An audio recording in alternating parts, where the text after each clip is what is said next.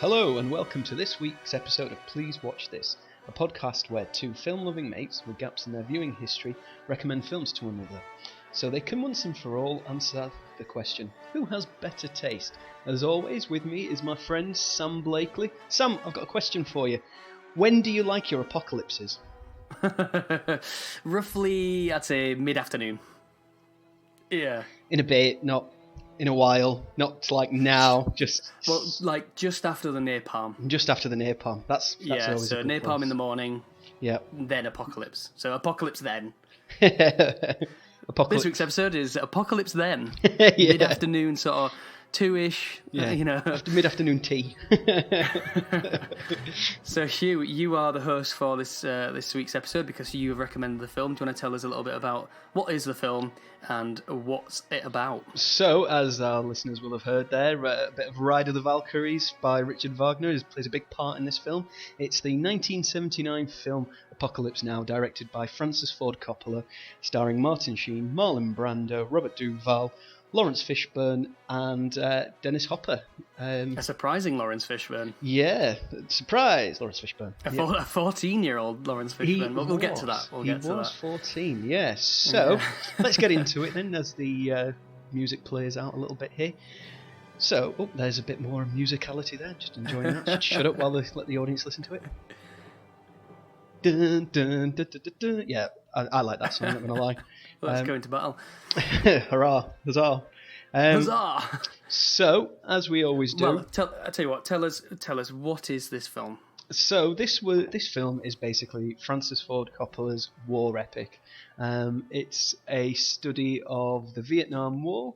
It's a study of the crazy things people do when they're in a war zone. It's an epic of gargantuan proportions.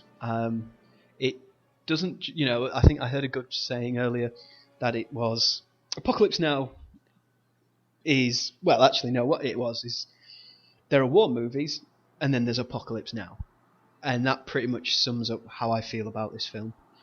And this is why I'm recommending it to you this week, Sam, because it's such an incredible film. I'm going to just jump straight into it because there's a lot to get through. So, what would you want to talk about first? Do you want to talk about, like, how it came about? Well, one thing that we always do, so the way the show works for those who are listening for the first time, or if you've forgotten, the host will recommend a film to the other person that they've never seen before, and then they'll watch it. So I, Sam, had never seen Apocalypse Now. Hugh, presumably seen it many times. I should also tell the listener that Hugh is a history buff, so he will hopefully be able to fill in some gaps in my knowledge in terms of maybe the historical context of the film. But it's also a lot of pressure on Hugh this week because this when I watched it just cold, I just watched it for the first time cold a few days ago without really knowing anything about it, and then after watching it I did a little bit of research around it and I found out this is one of those films that the story behind it is more, it takes longer to find that out than actually watching the film. So Hugh has got a lot of pressure on him today in having to know all that stuff. Yeah. So I'm hoping you've seen Heart of Darkness as well, Hugh? Right, okay, so Eleanor Coppola, who is Francis Ford Coppola's wife, when they were filming this film in the Philippines in 76, she basically made a documentary called Into the Hearts of Darkness, Apocalypse Now, I think that's what it was called. And I didn't watch that documentary because, the version I recommended that Sam watched of Apocalypse Now was actually the Redux version, because that was the version I first saw when I think I was about maybe 15 or 16, I think, around that age, a couple of years after it came out. So I said, look, please watch this version of it, because this is the one I saw. I didn't see the original cut, so I thought I'd get him at the same point that I was at. So there's a few added extra scenes into it. So there's the bit on the French plantation. There's the extra scene with the Playboy bunnies in it. There's some rejiggering of certain things that happen in the film. The bit where Lance water skis is earlier on in the film, where in this it's after they've been to the Playboy Bunny show.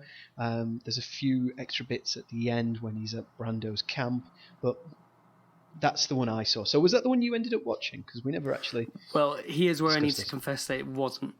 I've had a fairly hectic. I've not been at work, but I've had a fairly hectic time in between. I went to count them, three computer exchange shops, and only found the original cut. So I watched that, and then what I did was I went on YouTube and watched a lot of the other stuff. So I've seen a lot of the French Plantation, and the. Oh, but I should say we're going to get into spoilers. Each week we are completely spoilerific. Yeah. On a very you've had 40 level, years. you know. One of the reasons we're doing this is because it's the 40th anniversary of the film's release in the UK. So yeah, there's actually another version. Is it one of the reasons we're doing that? Yes, that's why I picked it this week. Oh right, we're pretending. Okay, yes it is. Yes, that's. It was. Oh, this week it is. It was 10 days ago. It came out, and there was right. Okay. And there's also another cut that Coppola's done again, which is called Apocalypse Now Final Cut. I see. Which I tried to see if there was anything extra in it, but because it's so brand new, it's hard to get those clips on YouTube. If there is anything extra, I don't know what they've done with it, to be honest. It's hard to know. I mean, there's a lot of film, so it's hard. Is he adding to it? It's taken. I read somewhere that he had 200 hours of footage. This was the really tricky thing because there's so much about it, and just in my idle moments of thinking and researching, I really wanted to watch a lot of the stuff to find out more background. But my job really is just to be the ignorant one who hadn't seen it and now is just seeing it and reflecting. And so actually I kept having to stop myself watching or reading about interesting trivia, all the extra things and the Heart of Darkness documentary and all that sort of stuff. So I'm gonna give that responsibility to Hugh today. So Hugh, what does this film mean to you? So this film to me represents Hollywood's attempt to look at the psychological effects that the Vietnam War had on individuals and on the society, and also an exploration into the meaning of war and lies by large governmental institutions, and how does madness manifest itself in the pressure cooker of war. But what does it mean to you? That's what it means to me. It means those things. It means that exploration of that, of the human psyche and the surrealism that happens when civilization breaks down, and also, like you said, with them trying to make this film. I think that's also an interesting story as well, which it depends on your point of view, may or may not detract from the film as an end product. I think it's one of those films where when I first watched it, obviously it had been around for over 30 years at that point. When I first watched, 20 years I think it was, or just over 25 years I think after when I first saw it. And yeah, I saw it and I was like, oh, this is a bit strange. It's very unlike any other war film I'd seen up until that point.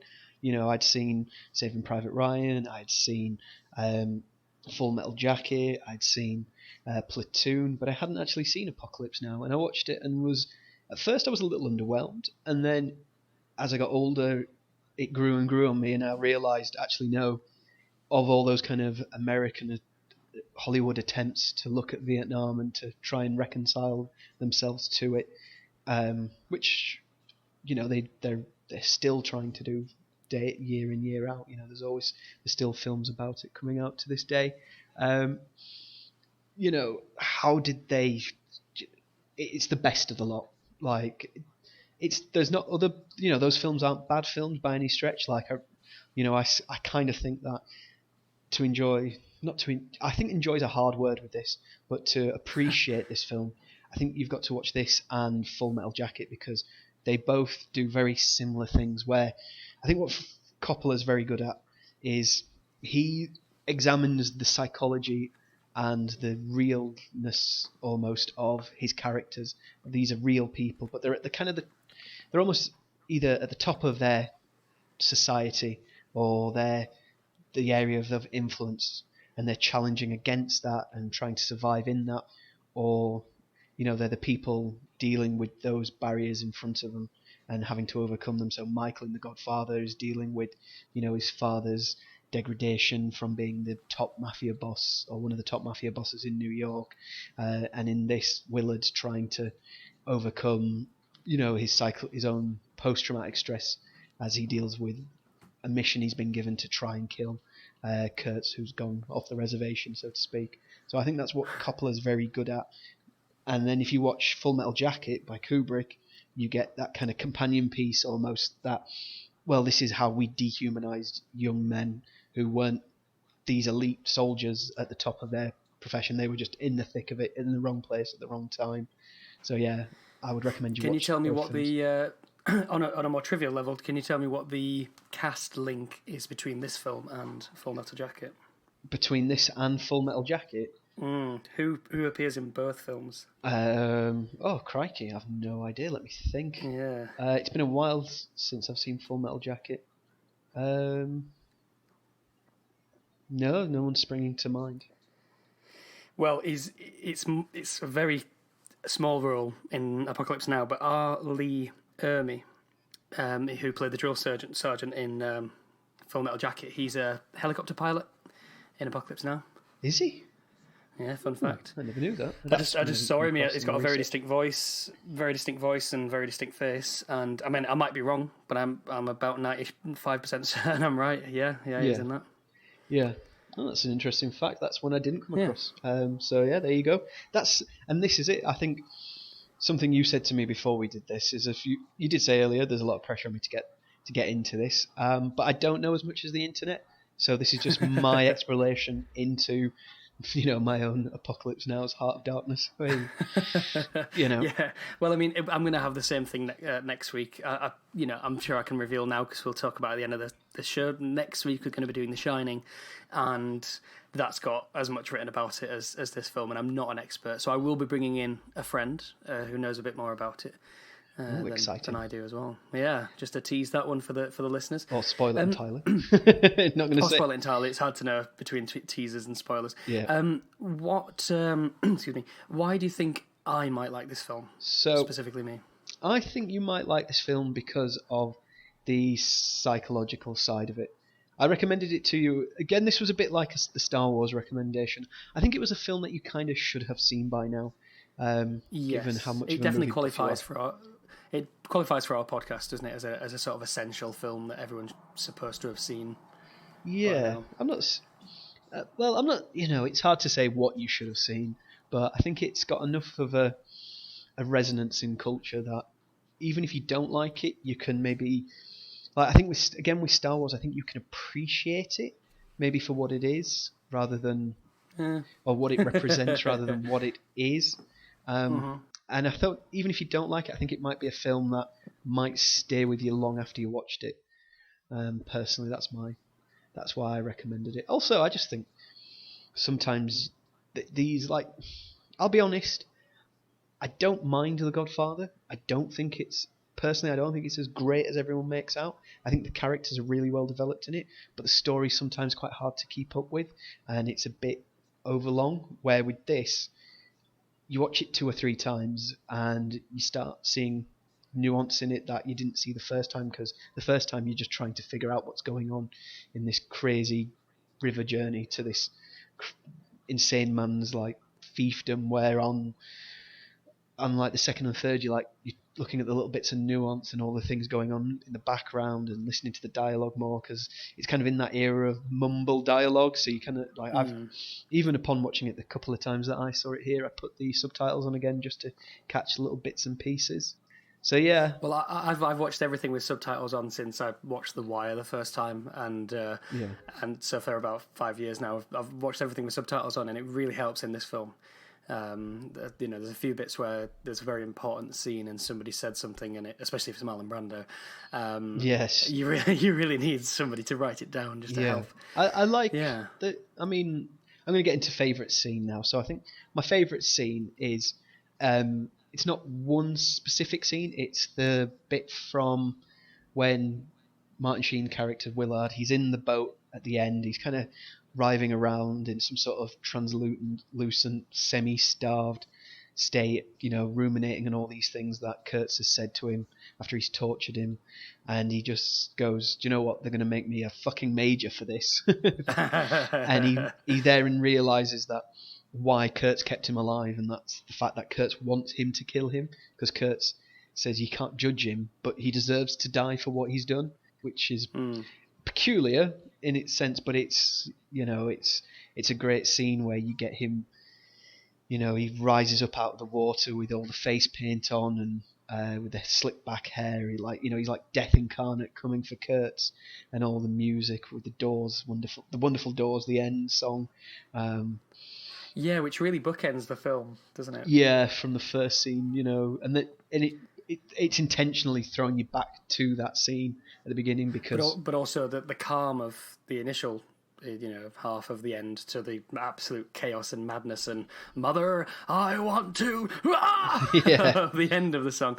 Yeah. But it's and it's like you hear in the beginning of that scene, at the beginning, you're seeing him going mad and dealing with his post-traumatic stress of being out in the jungle on his own and fighting against the Viet Cong and the NVA, and he's having a really hard time of it, and it's like, so he chose to murder and kill because of that, rather than, even though Kurt says you can't leave, he's in the boat. He probably could have left and escaped, perhaps, and left Lance there and let Lance do what he wanted and become part of this this cult sort of thing. But he goes in, and there's the sacrifice of the water buffalo, and it's so hard to watch. Like that bit when he comes out and he's just got the sword in his hand and he's got the manifesto in the other hand, and they all just turn around and look at him and bow down. I think it's really powerful imagery. And it's easy to say that's your favourite scene, but it is, because it is the most powerful scene in the film. Well, it's a long film that builds essentially to that, so you'd hope that it's a damn good scene to do that. Yeah. To do it justice. And then, there is some other great scenes in it, like the bit with Ride of the Valkyries is amazing. When they're coming out of the sky and they're blowing up this small village so they can go surfing. Words you find a lot associated with this film, I think, is absurdity, the absurdity of war. Like, the bit where Kilgore asks, this crazy colonel asks Lance, the surfer, he goes, "What do you think of it?" And Lance goes, "Oh yeah, it's incredible, I've never seen anything like it before." "No, the waves." Yeah, he goes, "No, the waves, see which way they break." And he goes left and right, wee, yeah, shui, or whatever he says, yeah. Yeah, and at that point you're just like, yeah, you wouldn't have that in any other film, would you? It harkens back to the bit in, not for me, it harkens back to the scene in Saving Private Ryan where he goes, "Oh, quite a view." He says superficially the view from the top of the cliff out in the English Channel, but really what they mean is the devastation and the fighting on Omaha Beach. Where in this it's like, no, I don't. The characters, I've seen this a million times. For me, what do you think of what I'm here to take you to do? And it's that, that's amazingness. When I was thinking about the film, I just did a small, the amazingness. Yeah. I did a bit of research. It had passed me by that the Vietnam War was for 20 years. It was more. Well, it was about 12. 10 to but 12 the actual years. Apparently 1955 to 1975. But are you talking more about the US involvement in that? Yeah, because there's two conflicts kind of simultaneously overlapping with each other. Right. There's the Vietnamese fight against the French. The French were involved. I didn't know that. Yeah, look, right. I'm not going to go into it because it is. As much if you want me to, I can, but we haven't got all day. Okay. And it's really complicated. Yeah. Long story short, the French were colonial invaders in Indochina throughout, that sort of area, east of India, across the Ganges Delta. They were invested there and had colonies there. And at the end of the Second World War, essentially the Vietnamese kind of started fighting them to get their country back. And just to stop you there, are you saying Vietnamese? Because that's what it sounds like to me. It sounds like you're saying Vietnamese. No, rather than Vietnamese. Vietnamese. That's what. So I just thought you said it. I thought I heard it twice, and I was like, "Do I need to say something?" Well, you did.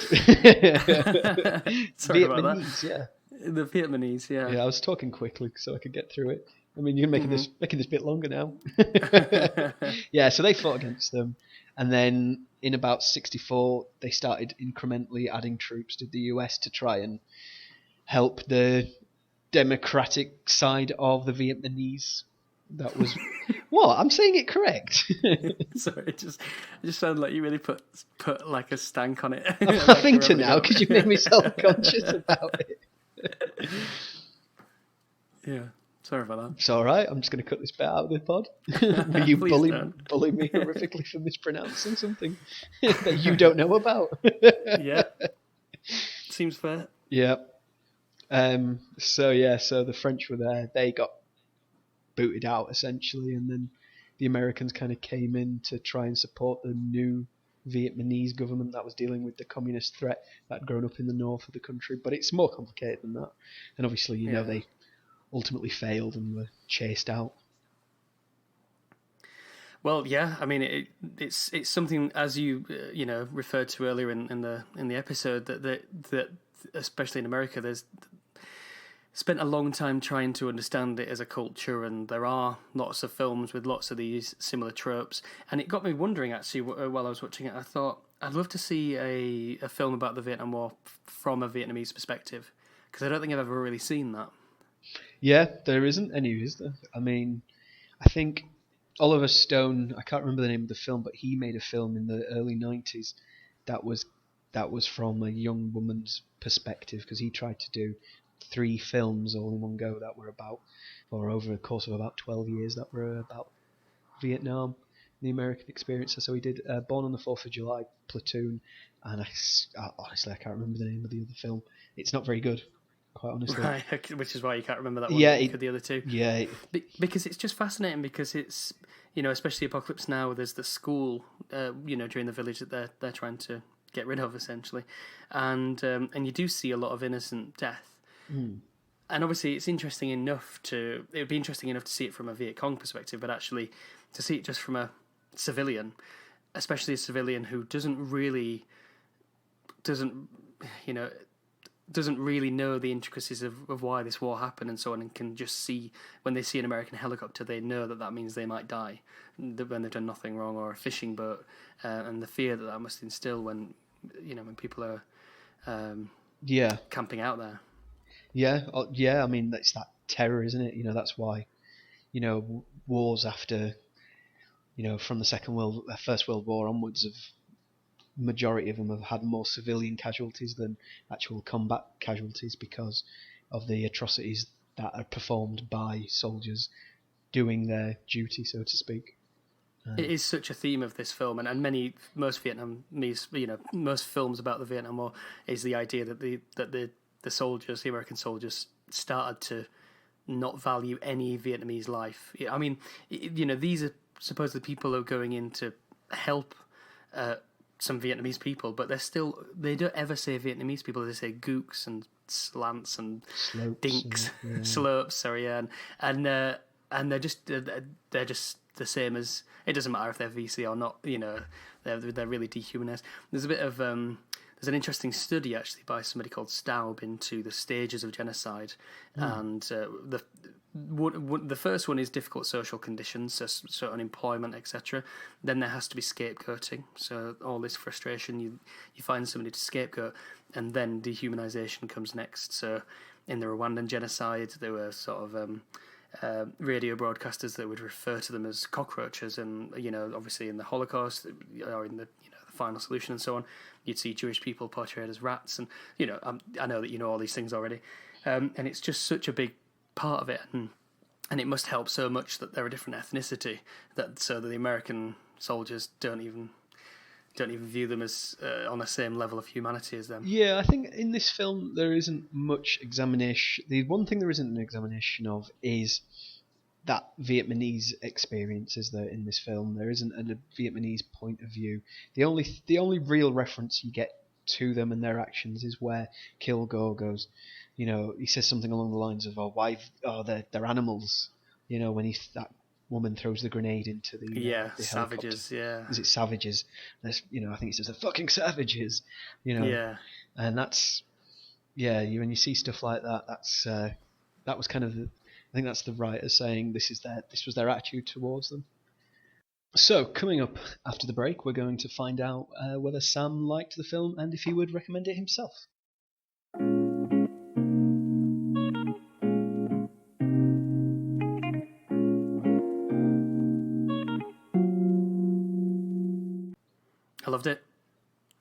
I loved it.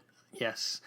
Yeah, I would recommend it. Great stuff. And I wanted to get that out because there's so much more I want to talk about. And when you've brought some things up, I wanted to say, oh, I love this, I love that. Yeah, I loved it. So what was your favourite scene? My favourite scene was the smell of napalm in the morning and all that stuff, that scene, because Duvall is amazing in this film. He is so magnetic and he's so that character. And that character is incredible. He's become one of my favourite film characters of all time because he's lost his marbles. He because he's nonplussed. He doesn't flinch at shells coming nearby, at shots. He doesn't flinch at all. And I was trying to get my head around that. I was thinking why, and I thought maybe it's a case of you're there long enough and you know that you could flinch every time but still die, or you could go about your business and not flinch and die. So you might as well just not flinch. And the whole surfing thing, the idea that he would choose to go this way because there's a surf out there. Oh, yeah. Yeah, what is it? Another great line is, Charlie don't surf. Charlie don't surf. And even the people who like surfing but it's really hairy there. We lost McDonald. It's like, oh, I really want to go surfing. I don't care. I don't care if we lost guy. Yeah. He's one of those people he's been in Vietnam too long. And the performance, I can't get over how good that performance was. Yeah. So I really Did he steal this show from Brando? Because I think a lot of people, say that, you've got this mysterious Colonel Kurtz and he's out there in the jungle and he's the kind of the shadow over the film, and then you meet him and he's this like philosopher, warrior, soldier, king sort of thing. Yeah. And I think you sat going, maybe I would have wanted to have seen more of Duvall. When I watched it a second time, man's action. When I watched it a second time, I did. When it was his last bit on screen, I thought, that's the last we get of him in the film. It's a bit in you mentioned Full Metal Jacket. It's a bit like that because they go through boot camp and then there's no more of the drill sergeant, and you're like, okay, we're in war now. And I do, every time I watch it, I do miss being in the boot camp when they go to war. It's a sort of 2-part film, isn't it? Really, there's 2 very distinct films within that. In fact. Kilgore got my favourite line. Any man brave enough to fight with his guts hanging out can drink from my canteen any day. And then he doesn't. And then he just gives him a bit and then splashes a bit and then he... I don't even think he drinks it. I think he goes to reach down and I'm not even sure if he does, because the guy's like, give me the drink, give me the water. When he stands up again. And I quite liked it as a character point because he's a complicated character even more then, isn't he? Because he's not just they're savages, that's it. They're animals. It's this man is showing bravery, and I can respect that. Yeah, and the bit where the mother comes with the baby, and he takes the baby and says, "Get her out of here, get her back." It's like how a man can. Yeah, I don't know if he's I think one of the maybe like critiques of this film I would have is a lot of the characters aren't very.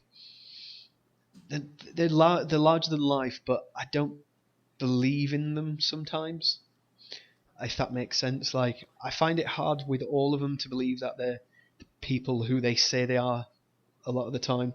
Like, I think with Brando's character, he's very like, what does he do? Just sit in that room all day and eat nuts and do philosophy? See, I believed him because that's Marlon Brando. Like, from what you hear around the film, he is somebody who does whatever the hell he wants, and people will sort of, it's Marlon Brando, so they let him and they'll pay him a lot of money to do 3 weeks' work or whatever.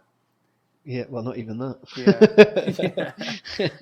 So, one of the things that came out while I was doing the research for this was for the first 4 days, Marlon Brando who had put on a lot of weight at this point, and him and Coppola were sat there going, "Well, how do we get you to play this part?" And he's like, "Oh, have you read Heart of Darkness?" And he was like, "Yeah, I've read it." Yeah, and he clearly wasn't. He clearly hadn't. And on the fourth night, apparently I've not read it, unfortunately. I haven't had time. And apparently the character that the British soldier's going to kill in that is a man who's got a shaved head. Right. So the next day, on the fifth day, he comes out with a shaved head. He's like, "Yeah, I read it last night. Yeah, I'm ready for the part now." That's great. Yeah, there's just. I mean, I think he would have been a nightmare to work with, quite frankly. Yeah. I'm happy to watch a film he's in. I would not have liked to have worked with him. Yeah, I think he's quite lazy. He was quite lazy for this film, personally. Oh, well, yeah. I think that's the biggest issue, isn't it? It turned up overweight. Because I did watch a little making of, or maybe it's an excerpt from the documentary where Francis Ford Coppola was saying that when he met him, he was heavy. And he said that he promised me he'd lose all this weight, and Coppola was thinking, well, if he doesn't, I can still play it this way. And they had discussions about, well, maybe we'll make you somebody who's indulged yourself, so there'll be 2 or 3 tribal girls sat there, and you'll be eating and all this sort of stuff. And he didn't want that either. He didn't want to be this king of revelry and drink and mead and feasting and so on. But I think it worked. I think it worked a lot. I really liked having Dennis Hopper's character there as well, because he's nuts. Absolutely. Yeah, nuts. Dennis Hopper's wonderful in the couple of scenes that he's in this film, actually. Where the bit where he's like talking to him in the bamboo cage, and he's like, "He's got plans for you, man," and he's, he said, "You think I can do this? I can't do this," and he's like quoting really fast, Shakespeare and T.S. Eliot and all these other authors. Yeah, I mean, Brando for me gets my favourite line of the film, which is it can I guess? Yeah, go ahead. Is it, "You're an errand boy sent by grocery clerks to collect a bill"? No, it's not actually. Apparently, a quick side note on that, he thought that up himself and he kept it in the film. Amazing. It's such a good line. I don't think it is, actually. Really? Yeah, popular opinion here. It's a good metaphor, but it doesn't sit with the rest of the film for me. Yeah, you can tell it's made. Once you know it's made up, it actually, that looks very made up. Just someone going, I'll say something witty here, and it's not like. Does it even make sense in the context? No, not that much. But I quite like that it follows on, because one of the things that Willard said earlier in the film, in his narration, was he talked about the generals and so on being the 4-star clowns who are going to give the whole circus away, and it at least sort of matches that in that what he's doing is he's making the people in charge look, he's undermining them. I don't know if that. I mean, most metaphors aren't worth exploring too far beyond just how they make you feel. Yeah, I suppose if it makes you feel like, it's his way of dressing down Willard, isn't it? Yes. To show who's in control. Maybe it works in that sense, but beyond that, But I like, you can see Willard's fear when he meets him, and he's like, and then he's got the balls to say, "I don't see any method here, sir." Yeah. That line's brilliant, but yeah, the best line of the film is the classic, the horror. The horror. Yeah, that whole speech, the inoculation, and they went and hacked off every arm. My now fiance, that's my big personal news this week. My now fiance, congratulations, thank you, came downstairs and watched the sort of last third of the film with me, perhaps something like that. Basically. I think as he was arriving at the compound, just before, when they're getting hit by spears and sticks, she was really gripped by that speech, having no context really for the film, because I didn't want to stop the film and explain everything up to that point, and that really struck her. I think that inoculation speech and that scenario, and his way of speaking. I mean, one other great line actually by him, which is very nice and something you could definitely put on. Look how deep I am. We train young men to drop fire on people, but their commanders won't allow them to write "fuck" on their airplanes because it's obscene. Yeah. Which is quite nice. I mean, the horror just works for me, that line, because it can be interpreted so many different ways, and this film does that so successfully. Yes. That it makes you go, okay, so is he talking about the horror of dying? Is he talking about the horror of war? Is he talking about the horror of madness? Is he talking about all three simultaneously as he lays there dying? Yeah. Is he, what is it that is so horrible? But that it's not for him to explain, it's for us to interpret, and that's why it's one of the best lines in cinema, quite frankly. Well, it's one of those things that's wrapped up in the lore of Vietnam, is people who come back from Vietnam don't want to talk about it. It's the horror, it's, you don't want to know, and that's almost better than him saying, and this is why I think that. I mean, the hacking off of the arms is one good example of that, but actually just to leave it at that is brilliant. Yeah. So, so you really enjoyed performance by Duvall? I did. Yeah, I thought he was just so well prepared for that, and yeah, brilliant. Yeah, he got not so. So can you guess what film won the Oscar this year for this? 79. Yeah, in 79. 79. I assume this got a nomination. It got a nomination. And it wasn't. It's was not. It? No, it wouldn't be Star Wars. It's not a bad film. It would have been Star Wars, would it? No. It wasn't a bad film that won it, but it's not as good as this in my opinion. Tootsie. I don't know. Can you give me who was the lead actor? Who's the lead? Dustin Hoffman, and I think it's. Oh, is it Kramer versus Kramer? It is Kramer versus Kramer. I've still not seen that, actually. I've seen bits of it. I think I've seen most of it all the way through. No, I sat and watched it a few years back and was surprised. I don't think it aged well, quite frankly. I think it's a good film, but it's not better than Apocalypse Now. No. I mean, the Oscars are often so wrong, aren't they? They're not a good way of judging what gets what's the best film. I mean, But it's hilarious how close they get and then fail at the last hurdle. Yeah. I mean, yeah. So what was the bad bits for the film, or what were the bits that didn't work for you? I found so little to say. Really, I mean, the thing that I really liked about it that was not expecting was how slow it was. I mean, there was lots of stuff happening, but actually, the build made him finally agreeing with Kurtz all the more believable. So it totally worked for me. I think one thing I didn't like, although I still think that worked, was the reliance on narration. It's a bit of a crutch. Yeah. And I tell you what, this is a complete side thing, but I've been watching a lot of the show Community, or rewatching a lot of Community recently. Have you seen that show? Yeah, I've seen it, most of it. Yeah.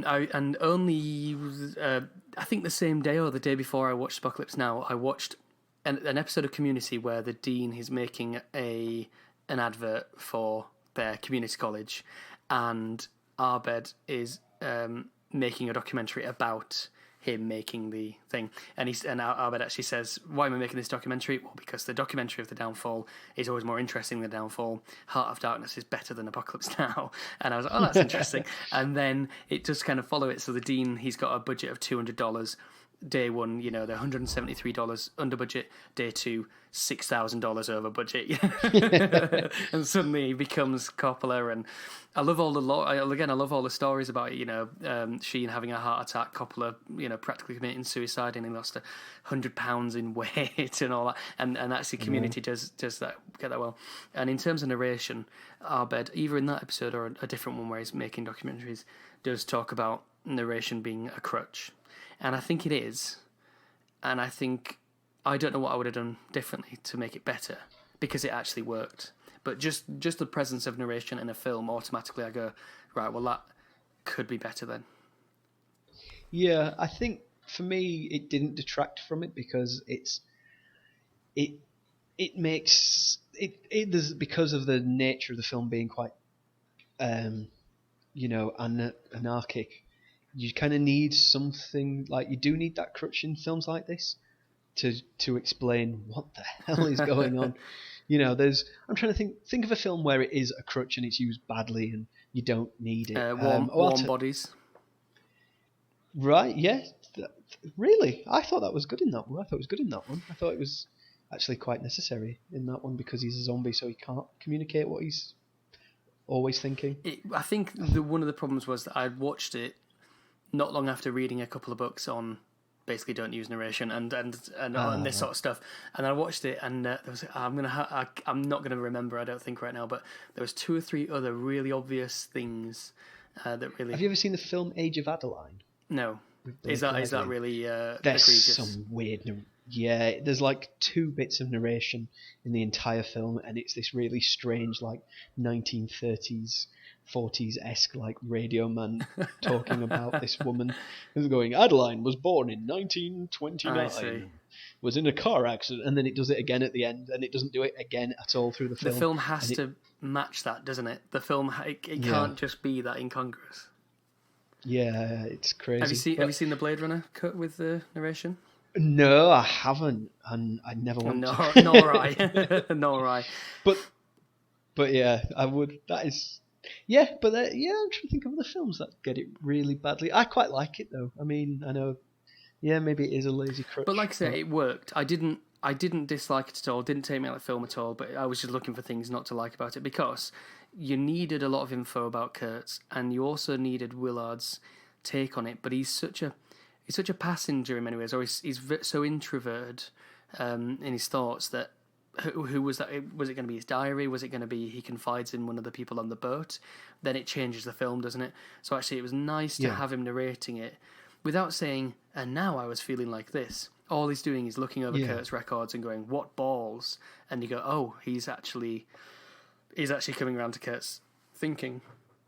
Yeah, yeah. I think you need it because it's a psychological, exploration. I think you need the narration in there personally, because you need to. I don't. I'm glad he's not like. Isn't it the narration's done in the past? In the past, the film's told in the past tense, isn't it? Yeah, which in some films they play with this, but generally that means that means they survive it. There's a couple of films that obviously fight against that, but yeah, I did think that when he started saying this is in the past, I did think, well, he probably doesn't die at Kurtz's compound and that sort of stuff. Yeah, yeah. I suppose when you know he's telling the story from the future, you know that he's going to survive. But so I suppose it makes it the mush. But then you find out, like, all the crew except for Lance die. I think that's quite interesting. Starting with the black ones. Yeah, the young one, then the black one, and then then the older one. And, yeah, it was the 70s. I like the bit though. Yeah, although Coppola in his audio commentary for the Redux version says, when they get to the bridge over the river and the one that's being attacked every night, and he says the closer you get to the front, the soldiers start to become black people, because that was just how it was. The more violent an area, the less white. Like the cannon fodder. Yeah. So I think he was very acutely aware of stuff like that. Yeah, some of the production stuff. I mean, in the commentary again, he talks about. I found this quite funny actually. He says, "Oh, I'm really proud that nobody died while we were making this film." I saw that. As if like, how many people have you lost making The Godfather in the conversation? It reminded me of that I think it's an outtake of Anchorman when they're talking to Brick and he's saying, "Oh, you're going to have your charity golf match, celebrity golf tournament again this year." No, too many people died last year. And I thought it's a weird thing to be proud of, but then again, my God, there's a lot of explosion in this film. That was one of the things that really shocked me actually, was that I was still impressed by it. And of course the reason I'm impressed by it is because they actually destroyed a bunch of stuff. There isn't an ounce of CG in this entire film. No, and I think that it's almost more authentic to the point, because they show what they can do rather than showing what they can half do and then half add in as extra. So I think look, one of the reasons I kind of like war films is because I'll never be in that situation where I'm in mortal danger that I'm aware of. I'm never going to sign up to, or I'm never going to get drafted into an army to fight against, some people. So it's, I mean, it is almost perverse from the watcher's point of view, is that we're trying to see how people would react and what chances they have. And in this film, it is, a lot of other films try to deal with the psychological side of it, but this is the only one that, for me, and Full Metal Jacket, actually, the two of them get it spot on. On the psychological point, I mean, so much of what the American soldiers do is reprehensible, and even the people we like a bit on the boat, but you sort of don't judge them for it. You understand it. You feel like you're in it, and you don't forgive them their stupidity and their heinous stuff, but you understand it in the context of they're so young. This enemy and even the civilians nearby have been so dehumanized effectively for them. Everyone's doing it. When you've got Kilgore as a captain as well, But it would be things like they would be on their boat and they would create a wave so that the people who are fishing, I think, or just people living there would fall off their thing, and they don't see that as being so bad. And they're so young, and they're so desensitized, and this war is ridiculous, and there's nobody really watching them do the right thing. You sort of understand it. Yeah, and then in the context of the actual war itself, one of the doctrines they employed during this conflict was body count. So they were like, well, we've got to exterminate this idea of communism. So what the US Army would do is, obviously using their overwhelming might, is they would try and find NVA strongholds and Viet Cong strongholds. They would swarm the area, destroy it all to smithereens, try and kill as many of the the North Vietnamese as possible, and then so those that could get away just melted into the forest and went underground, or went into Cambodia or Laos, or went further north so they couldn't be caught by the Americans because of their supply lines. And so there was that attitude of, well, if you're trying to count the bodies of the dead, there's two people there I've just killed on a boat. I see. Because who's to say that they have to put in a report saying this is what we did? Oh yeah, who's to say that there was a puppy in the basket? Oh yeah, we found some that was heartbreaking demolition. Yeah, but you're right. And the woman's contortion when the actress, I know she doesn't die in real life, but it's convincing. Contorts, in a horrific manner. She must have been sat there for quite a while while they set up as well. Yeah, no, it's horrible. And you're right. I mean, there's I could go on for hours about dehumanization and de-individuation and what that does to people. Whether you look at controlled psychological experiments like Milgram and Zimbardo's Stanford Prison Experiment and so on, or if you just look at, in fact, there's a really fantastic study by a person called Watson who looked at tribal warriors and correlated sort of deaths and mutilations and so on against whether or not they changed their appearance before battle. And it's so striking. It's almost a perfect correlation between if you change your appearance before battle with masks and so on, you are so much more likely to then kill and mutilate and torture your enemies. And it's that's an interesting study. I'd like to wonder the mechanics of that works whilst they're there in the field hacking at their opponents. Are you going to mutilate them? No? Is that what you're thinking? Yeah. Some guy with glasses, a bow tie, and a clipboard. Yeah. They're wearing new hats. Is that changing their identity, or is this just for the sun? Yeah, so there's, again, we could do a whole series of podcasts on the sort of psychological concepts involved in it. Because there's PTSD is also a big feature, isn't it? Yeah, indeed, the film deals with that quite well, I think.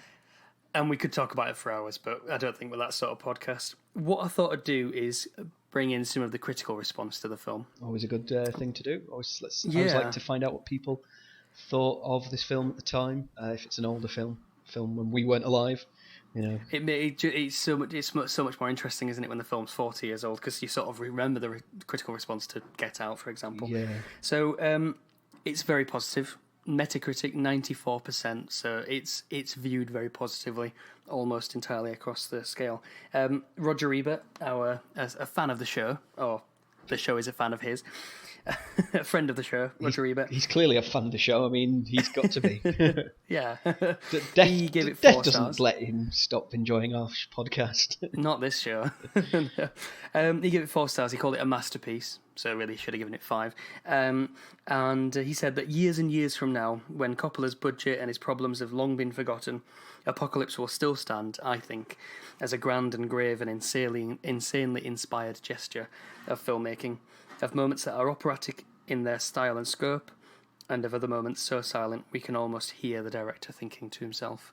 So he liked it. On the other hand, Gary Arnold from the Washington Post was not quite as fulsome as Roger Ebert. He gave it 40%. He said that the atmosphere of Francis Coppola's lamentable magnum opus Apocalypse Now, a ruinously pretentious and costly allegorical epic about war in Vietnam, recalls nothing so much as the notorious campfire scenes in Mel Brooks's Blading Saddles. Blading Saddles? Was that like... Blazing Saddle. Is that a different There's version? too many... There's not... Anyway, yeah. So he didn't like it. Blading Saddles, that's an uncomfortable trail ride, isn't it? Oh, I've got blades in my saddle. I've got blades. Why did we put blades in these saddles? It was a terrible idea. Yeah. He also, Gary Arnold goes on to say, the finished film remains a mess of tangled, turgid continuity and florid mock opera style. At best, a collection of production numbers and set pieces, waiting in rain for a story capable of accumulating suspense and meaning. So he's essentially saying it doesn't give us any new information, and it's a mess. Yeah, I mean, look, they're both right.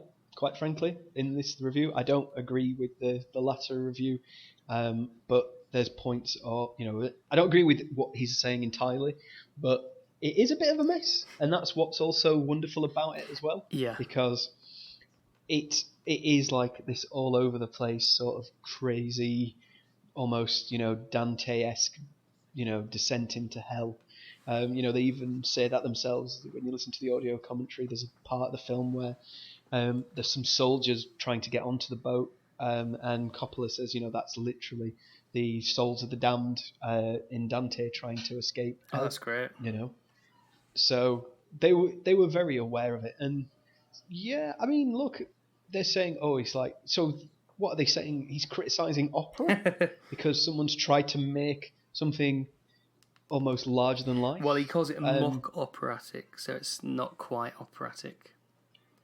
Right. Yeah, and I understand the idea of it's a mess of set pieces, but I think the set pieces, there are lots of set pieces, and it's one after the other, but they're all contributing. They all it's all to make sense of Willard's change towards the end, isn't it? It's all adding together. It's essentially sort of adventure movie in the sense that he's got a destination and he's got to get there with a bunch of people. Yeah, well, it's a film that operates in different genres, isn't it? Essentially. Yeah. It operates as a war movie. It operates as a slow western. It operates as an Odyssey kind of throwback, an epic. It is, you can see it through all these different literary and film genres, and like Coppola says himself, it's like when they were filming, it was like they were going back in time. If you watch the Redux version, you see them. They start off in the 70s, then they go to the 50s with the French, and then he's saying now we're going back 1,000 years with the the native people of Indochina, when they get to Kurtz's compound, and they've got this big chief who's got no sort of Christian morality essentially to him about how to live life and how to operate, and he's just so focuses on the war, but he's gone mad. And the only thing I always thought with this film is, why do the people follow him? There's no real... He might be brilliant, but do they think this is how they win the war? Do they think this is how they should operate in life, and that they've been lying to themselves all that time? That's something maybe the Coppola has said. This was the appeal of Kurtz to these people, but it doesn't really explain the natives' appeal to him. It explains the Westerns' appeal, but not the native Indo-Chinese or Vietnamese. I know what you mean by that. You do find yourself being seduced by the compound and everything. Certainly, I felt that, and he's. Yeah, I mean, they very starkly refer to the Manson family in the film when there's a sort of news headline about that happening, and I think that's very deliberate. And it happens all over the world, happens all the time. You have a sort of pseudo messianic figure. People flock to them and idolise them, and like Dennis Hopper's character will sort of create a mythology around them for other people, such that Kurtz doesn't actually have to do any of the work until Willard gets to him. Yeah. I mean, you're right. It's hard to explain. Yeah, I mean, there is I mean, obviously, I think the idea is that they show that he is a perfectly rational soldier who's a very intelligent person who went to Vietnam and saw awful things and realised the genius of the enemy's methods and thought this is the only way we can win this war, but lost himself along the way. I think because they build him up so much in the film, I almost am wanting to forgive Kurtz for his clearly horrific operations that he does.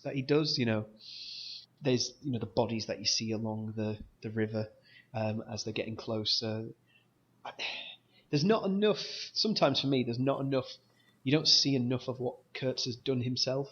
It's like a lot of the carnage you see as well. This would have been happening regardless of Kurtz, if that makes sense. He's just more flavour to the madness. You certainly need some mystery around him, and as much as it seemed to be a decision about protecting Marlon Brando, and his ego with his weight, the shadows seem to be as much as a decision for the actor as actually they make it so much better. It's like in Dark Knight Rises, I've referred to that 2 weeks in a row now. There's a part where Batman is chasing somebody into a tunnel, and when they come out of the tunnel, it's nighttime, and it seems like a goof, continuity error, but actually it's because Batman looks ridiculous in the daytime. And so even though he's cool and he's got a great suit and car and everything, they know that actually it's better to have him in a bit of darkness, and I feel like Brando would have looked a bit more ridiculous in the light. Perhaps, and without that mystery.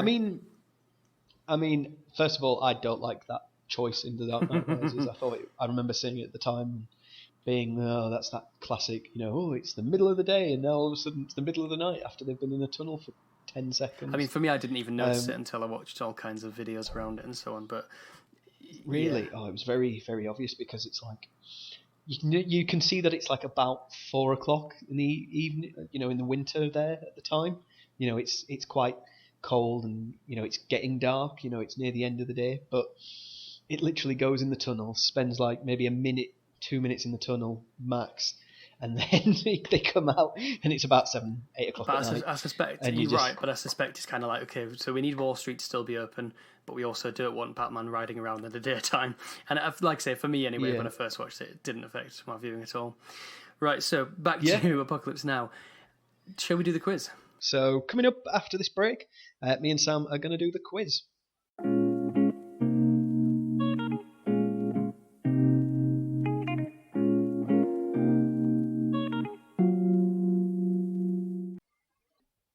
Right, so time for the quiz, as we mentioned. So, question 1. This might be an easy one. We'll see. We seem to have done a lot of research this week, so hopefully you won't struggle too much. Name the 5 men on the boat. Okay, so you got Captain Willard. Yep. Chief. Yep. Chef. Yep. Although they often call him Chef. Clean. And Lance. Well done. Yes. 1 mark. How old was Lawrence Fishburne when they cast him? Well, 14. Yeah. Well done. Thanks, mate. Yeah, he was 14 years old when he started this film. That's amazing. What was the name of the river that they are going up? Is it the Nunga or the Nanga? I've got here the Tonley Selpock. Oh, right, okay. Selpock. Well, I'm wrong there. Yeah, that was a hard one. I wanted to catch you out with that one. Because I knew you'd done quite a bit of research, how many feet of film did this movie produce? Good Lord. Well, I think it's 200 hours, so probably 4,000. I don't know. Okay, I'm going to give you a clue here. Right. It's not in thousands. Okay. I don't know what an hour is in feet. I don't know. 600 feet. No, 1.5 million. Oh, I see. I was going to say, when you said it's not in thousands, I was like, well, it can't be. Well, okay, 1 point what? 1.5 million. That's a lot of feet. Apparently it took 3 years to yeah, I did hear that. By 4 editors. Yeah. So, unlucky there. Who was originally going to direct this film? I heard George Lucas. Yeah, This is right. This is one thing I had. When bloody Harrison Ford turned up in that in that like second scene, I thought, are all your favourite films? I mean, the only of the 4 that you recommended to me now, the only one that doesn't have Harrison Ford in it is fucking Star Wars Rogue One.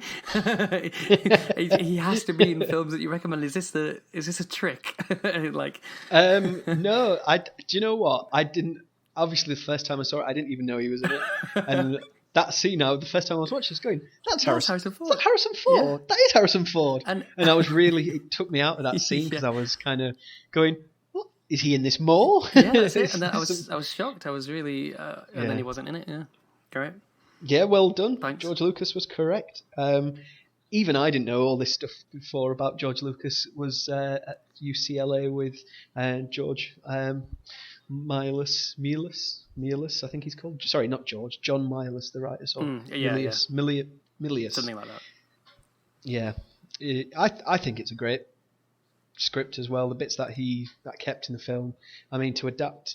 The reason I looked up what won the best Oscar in '79 because I was like, well, this has got to have won best adapted screenplay, surely, and it hadn't. It was something else. Good God.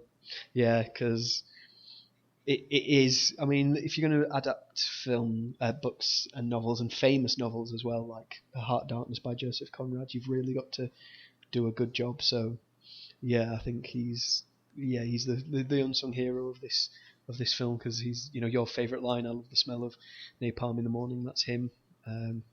Yeah, I think he was kind of one of those people. Right, great script, but kind of right person, right time. It was just wonderful dialogue. I wrote about 10 different lines down while I was watching. It was very difficult to take notes watching it because as much as it's it's not a slow burn, but as long as a film as it is, it's very.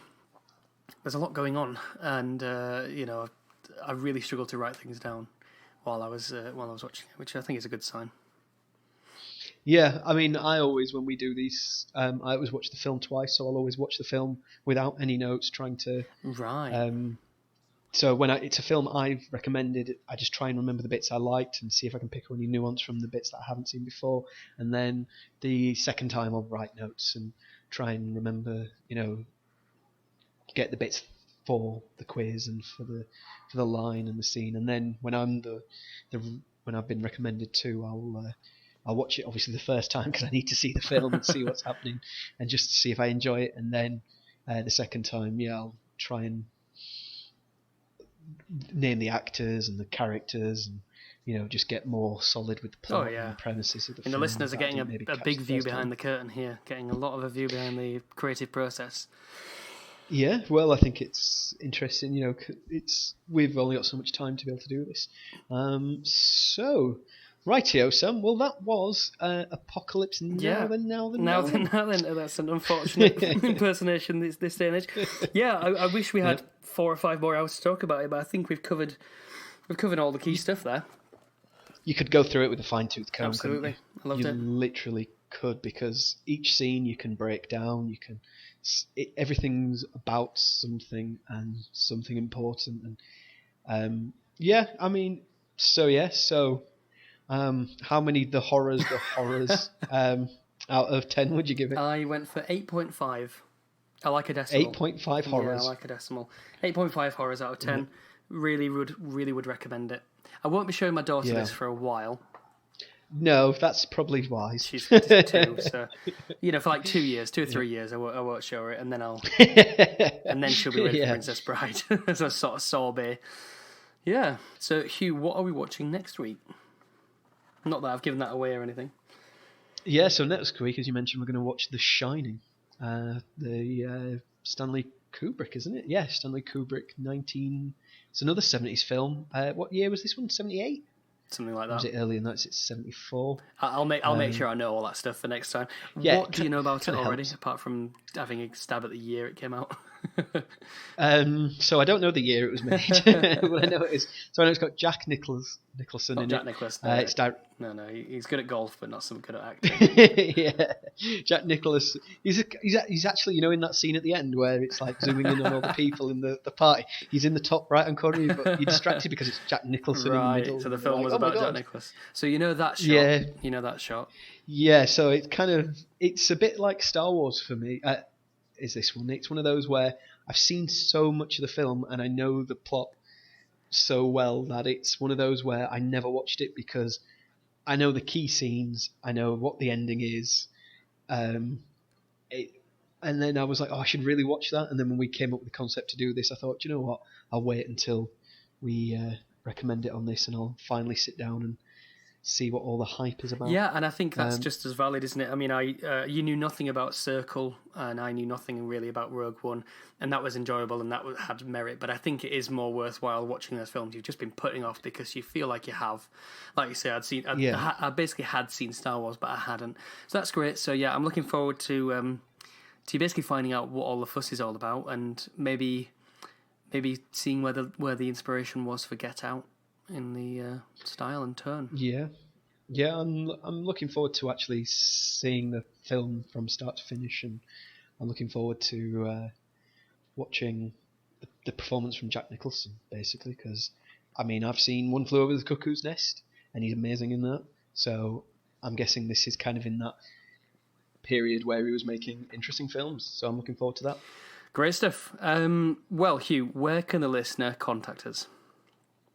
So if they go outside and get a load of people to create a flash mob, but then in that flash mob they make like a message that we can read and then put it online, they can then email that to us at pleasewatchthis.pod@gmail.com. And where can they find us elsewhere on the interwebs? On the interwebs, we're also on Twitter. You can find us at pleasewatchpod with a Facebook page soon to arrive. Yep, so this is the end of the episode. Just wanted to you got a good baritone there. That was good. Thanks. Yeah.